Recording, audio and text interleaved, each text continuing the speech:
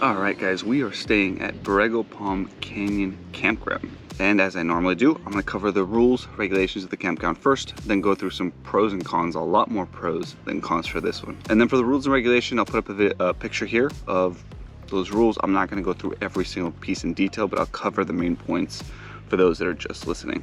Natural scenery and plants and animal life are the principal attractions of most parks. Basically, don't touch them, leave them alone. Especially vegetation, anything that's still growing, do not cut to put into your fire. Firearms and other weapons generally prohibited, and no person shall carry, possess, or discharge any weapon, firearm, spear, bow, arrow, trap, net, etc. This is pretty clear, honestly, across I think every campground I've ever been at. Hunting not allowed. Dead and down wood, part of natural condition. For this reason, the gathering of down wood is prohibited. Fuel is sold in the parks for your convenience. And we did see that, right? So I had to actually buy an extra bundle of firewood right at the very front when you check in. They're right there.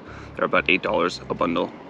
Dogs and other domestic animals are not permitted to run at large in any of the units, basically. So they have to be leashed up. They can be here, but they not allowed to be in any of the trails or anything like that. Engine-driven electrical generators cannot be operated between the hours of 10 a.m. and 8 p.m. Vehicle travel must be slow, right? 50 miles per hour.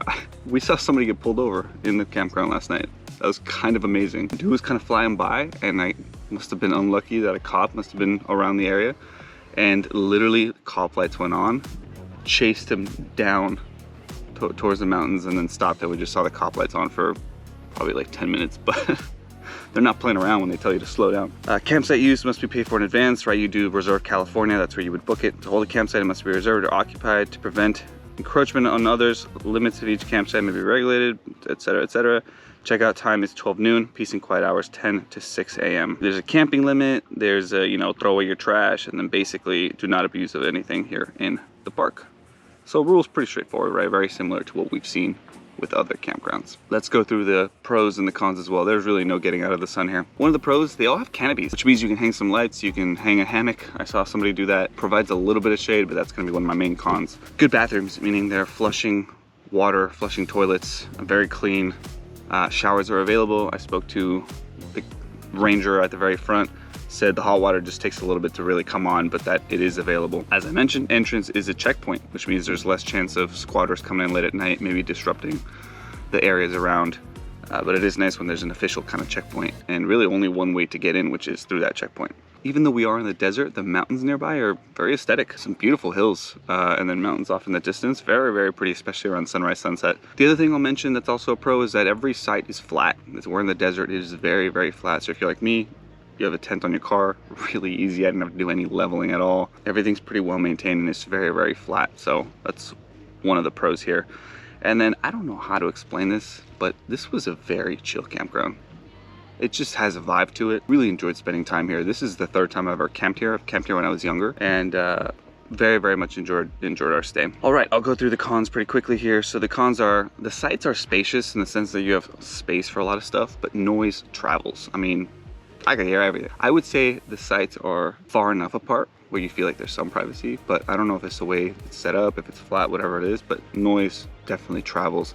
Luckily, everybody around us was very respectful at all times, but you can hear a lot of things. There's no shade, so aside from the canopy that I'm under right now, we're in the desert, so there's literally 2 large palm trees in front of me, and there's nothing else. And then the other piece of this is, it is the desert, which means there's a higher chance that it's gonna be windy. When we got here yesterday, it was unbelievably windy. I had a really hard time setting up the tent. And then because of the hills that are nearby, I'll kind of show it here in a minute, but they kind of serve as a funnel. So if it's windy far away, I think the wind is funneling through a lot of the hills here and then just ends up spitting out basically at this campground. That is my theory. I have nothing to back that up with.